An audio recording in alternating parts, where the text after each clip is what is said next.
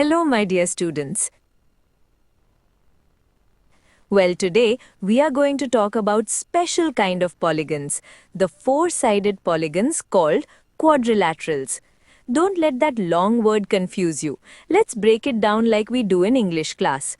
Quad means four and lateral means sides. So very simply, any flat shape that has exactly four straight sides and four angles is a quadrilateral.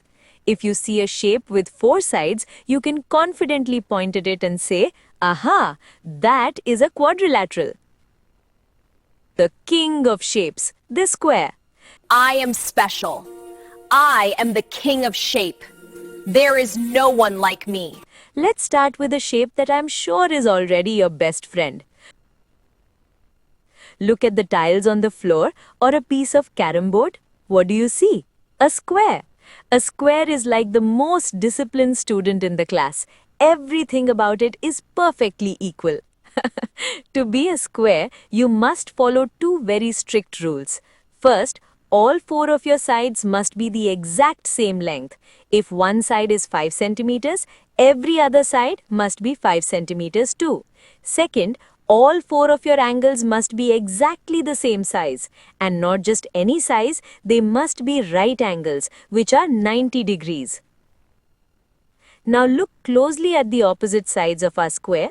They are like the tracks of the railways. They run side by side and will never ever cross each other, no matter how long you draw them. We call these parallel sides. A square has two pairs of these parallel sides. Keep this in mind because it's going to be very important later. The rectangle. If we take the left and right sides and pull them apart, what happens? The shape gets longer, doesn't it? We have just created a rectangle. In a rectangle, the angles haven't changed at all. They are still those perfect 90-degree right angles. But the sides are different now. We no longer have four equal sides. Instead, we have two long sides that are equal to each other and two shorter sides that are equal to each other. But notice one thing, even though we stretched it, the opposite sides are still, you guessed it, parallel. The leaning shape, the rhombus.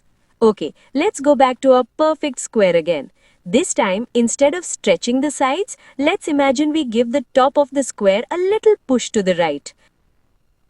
The shape tilts. This tilted square is called a rhombus. Now pay attention here. In a rhombus, the sides are still all the same length. We didn't stretch them, we just tilted the shape. But because of that tilt, the angles are no longer 90 degrees. Some became smaller, acute, and some became bigger, obtuse. However, just like our square and rectangle, the opposite sides are still, you guessed it, parallel. Even when it's leaning over, those sides will never touch. The parallelogram. Now what if we do both? We stretch the square and we tilt it. What do we get? We get a parallelogram. This is a very important word. So let's say it together. Parallelogram. Excellent.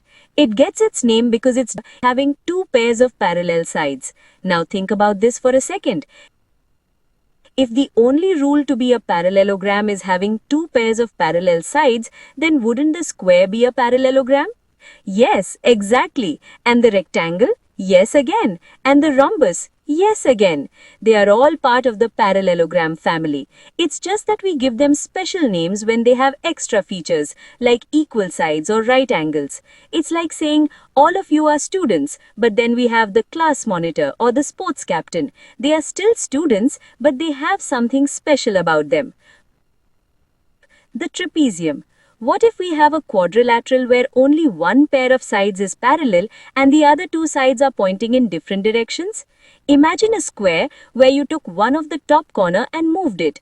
The top and bottom are still parallel, but the side is leaning towards right. We call this a trapezium. In India and the UK, we call this shape a trapezium. In America and some other countries, the same shape is called a trapezoid. It's a bit like how some people call football soccer and others call it football. But don't worry about the names too much. Just remember, if it has only one pair of parallel sides, it's a trapezium. If it has no parallel sides, we just call it a quadrilateral. The magic of 360 degrees. Now, I want to teach you the most powerful secret about quadrilaterals. This secret will help you solve almost any geometry problem. In our last class, we learned that the three angles of a triangle always add up to 180 degrees. Do you remember that? Good. Now, every single quadrilateral, whether it's a tiny square or a giant weird-looking trapezium, has angles that add up to exactly 360 degrees. Why 360 degrees? Well, look at any quadrilateral. If you take a pencil and draw a line from one corner to the opposite corner, you have just split that shape into two triangles. Since each triangle has 180 degrees and we have two of them, we just do a simple bit of multiplication. 2 times 180 is 360. Isn't that beautiful? It's simple, logical, and it works every time. Now let's use this secret to solve a mystery together. Imagine I give you a quadrilateral and tell you that three of its angles are 110 degrees, 70 degrees, and 50 degrees. But the fourth angle, let's call it x, is unknown. How do we find it? First, we add up the three angles we know. 110 plus 70 plus 50 equals 230 degrees. We know the total must be 360 degrees, so we just subtract our sum from the total.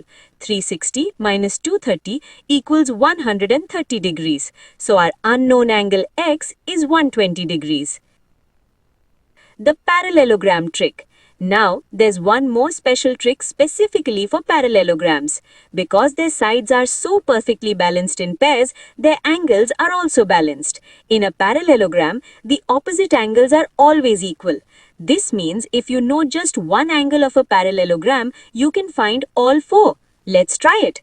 If I tell you that one angle of a parallelogram is 40 degrees, what are the others?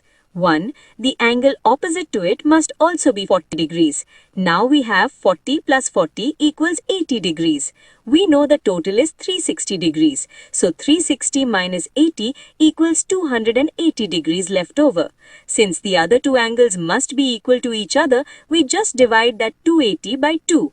Half of 280 is 140 degrees. So the four angles are 40, 140, 40 and 140. Look at that. We found all of them using just one number. Math is almost like magic when you know the rules, isn't it? So my dear children, what did we learn today? A quadrilateral is any four-sided shape. A parallelogram has two pairs of parallel sides. This includes squares, rectangles and rhombuses. A trapezium has only one pair of parallel sides.